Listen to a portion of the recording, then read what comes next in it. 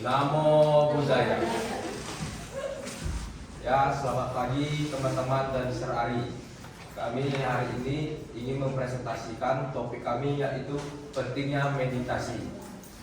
Izinkan kami mempresentasikan hasil kerja kami yang kami buat dengan sepenuh hati. Perkenalkan, nama saya Andres Citra. Nama saya Agnesi.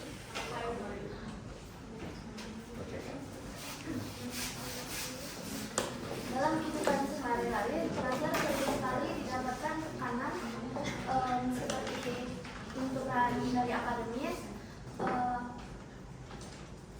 ekspektasi dari orang tua, dan juga persaingan dalam lingkungan sekolah. Tekanan ini dapat menimbulkan dampak negatif. Contohnya seperti stres, kekecewaan, kebanyakan pikiran, dan juga penurunan motivasi dan performa dalam bidang akademis. Tekanan stres ini semakin lama semakin meningkat karena ekspektasi dari orang tua yang berlebihan dan juga persaingan dalam bidang akademis. Tekanan stres ini dapat dihilangkan dengan cara melakukan meditasi. Meditasi ini bertujuan untuk menenangkan batin dan jasmani kita. Sayangnya pada zaman sekarang ini banyak sekali orang-orang yang tidak mengerti dengan tidak paham dan tidak tahu apa itu meditasi. Bahkan ada juga yang tidak mengerti bagaimana cara melakukan meditasi dengan baik dan benar. Lalu orang-orang juga menganggap bahwa meditasi itu hanya tidak penting, terutama bagi anak-anak muda dan pelajar pada zaman sekarang, karena akibat dari pengaruhnya globalisasi dan juga kecanduan sosial media, internet, dan juga teknologi. Karena adanya ini, terbuktilah bahwa kurangnya pengetahuan dari meditasi. Juga ada orang yang menganggap bahwa meditasi itu hanyalah membuang waktu. Oleh karena itu kita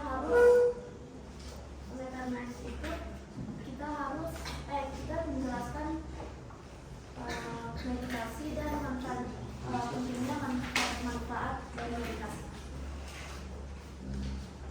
Oke, selanjutnya saya akan membahas tentang rumusan masalah yang akan kami bahas pada presentasi kami. Jadi rumusan masalah yang pertama itu adalah apa itu definisi dan pengertian dari meditasi. Rumusan masalah yang kedua itu adalah apa saja syarat-syarat untuk melakukan praktik meditasi pandangan terang. Yang ketiga itu adalah bagaimana cara melakukan praktik meditasi pandangan terang. Dan yang keempat itu adalah apa saja objek-objek yang termasuk ke dalam meditasi pandangan terang. Dan yang kelima, yang terakhir itu adalah apa saja manfaat-manfaat meditasi pandangan terang bagi pelajar-pelajar seperti kita. Kemudian ada juga tujuan-tujuan dari rumusan masalah ini, yaitu yang pertama, mengetahui apa itu definisi dan arti dari meditasi.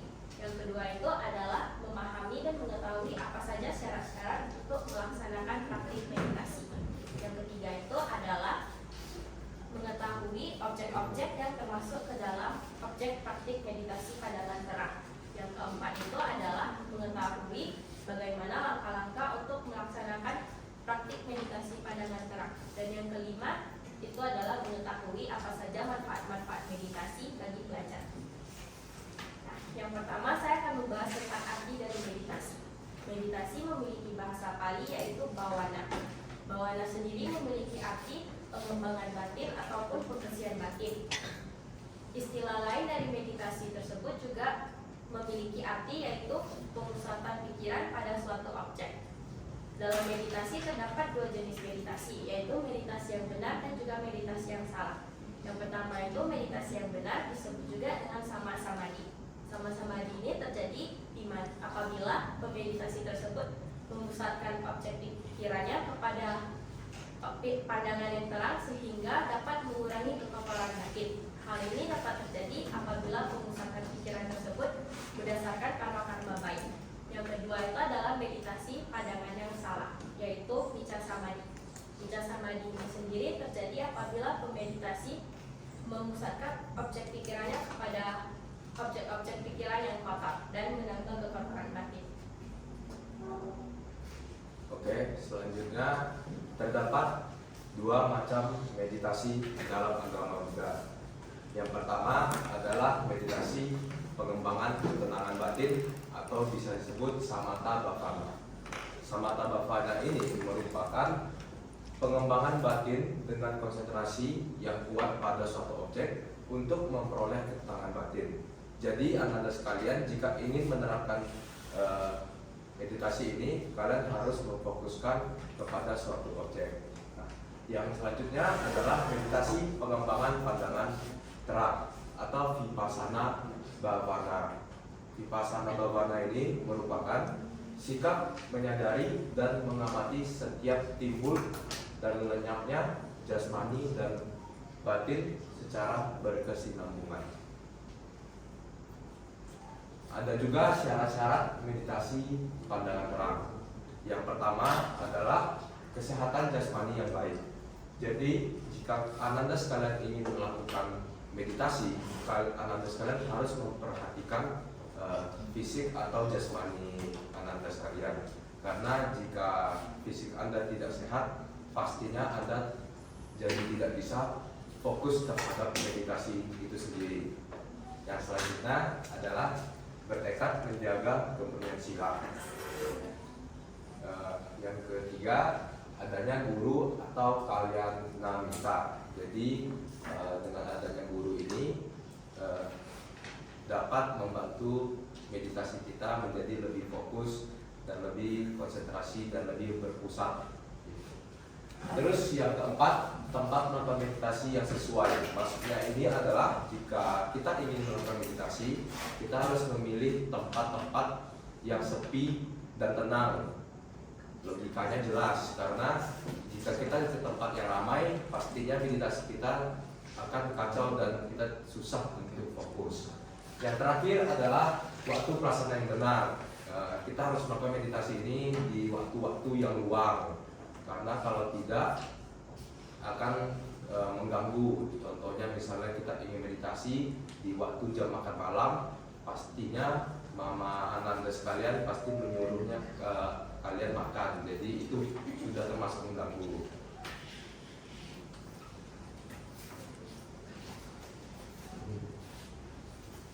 Kemudian ada objek meditasi pandangan terang. Itu pertama adalah dengan ada pada jasmani kayak usapasana, itu orang yang menyadari setiap gerak daripada tubuh. Kemudian renungan terhadap perasaan itu dan upasana itu menyadari segala perasaan batin muncul. Renungan terhadap pikiran yang bersifat upasana itu menyadari langsung dan melenyapkan pikiran.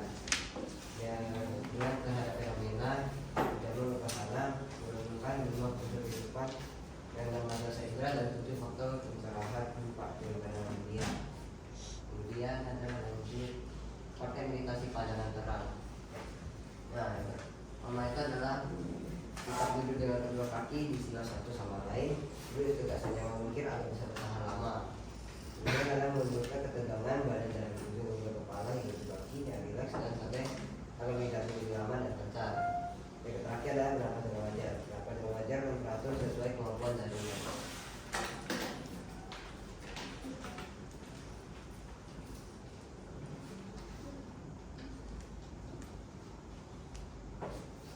Kemudian saya akan menjelaskan mengenai manfaat meditasi.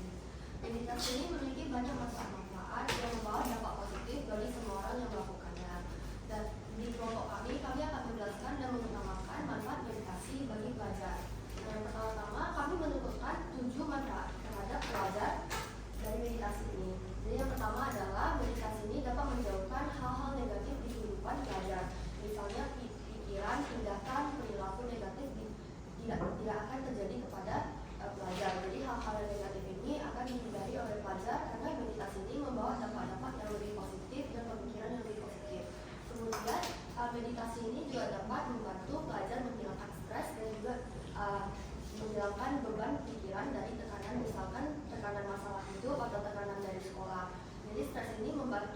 meditasi ini membantu untuk menghilangkan pikiran-pikiran yang negatif yang dapat memenuhi pemikiran atau pikiran seorang pelajar. Nah, yang ketiga ini adalah meditasi ini juga dapat meningkatkan disiplin atau kegiatan-kegiatan keseharian pelajar di sekolah. Jadi meditasi ini memberi dampak yang positif sehingga meditasi dapat mengembangkan sikap-sikap yang lebih teladan bagi seorang pelajar agar mereka dapat melakukan kegiatan belajar mereka dengan maksimal di sekolah. Kemudian meditasi ini juga memiliki dampak di mana mereka bisa membantu meningkatkan kesehatan pelajar, terutama juga membantu dalam pola tidur mereka. Jadi meditasi ini memberi dampak di mana pelajar itu dapat lebih tenang sehingga mereka lebih mudah untuk melakukan istirahat atau tidur. Kemudian yang kelima adalah meditasi ini juga dapat mengharmonisasikan hubungan seorang pelajar dengan orang-orang di sekitarnya. Contohnya misalnya pelajar bisa lebih gampang mengharmonisasikan hubungannya dengan seorang guru ataupun orang tua, keluarganya, kakak atau adiknya, dan segalanya. Karena meditasi ini dapat memberikan dampak yang positif dan sikap positif terhadap pelajar. Yang keenam adalah meditasi ini juga dapat meningkatkan konsentrasi dan juga efisiensi dalam kegiatan pembelajaran seorang pelajar. Karena meditasi ini membuat seorang pelajar untuk berkonsentrasi terhadap pernafasan atau kegiatan meditasi sehingga pelajar ini lebih mengerti dan memahami cara untuk berkonsentrasi terhadap pembelajaran mereka. Dan yang terakhir adalah meditasi ini juga dapat membuat hidup lebih bahagia dan meningkatkan pemikiran positif. Karena meditasi ini merupakan kegiatan-kegiatan yang positif sehingga hal-hal negatif itu akan dihindari oleh seorang pelajar. Maka dari itu meditasi akan memberi kehidupan yang lebih bahagia dan lebih positif.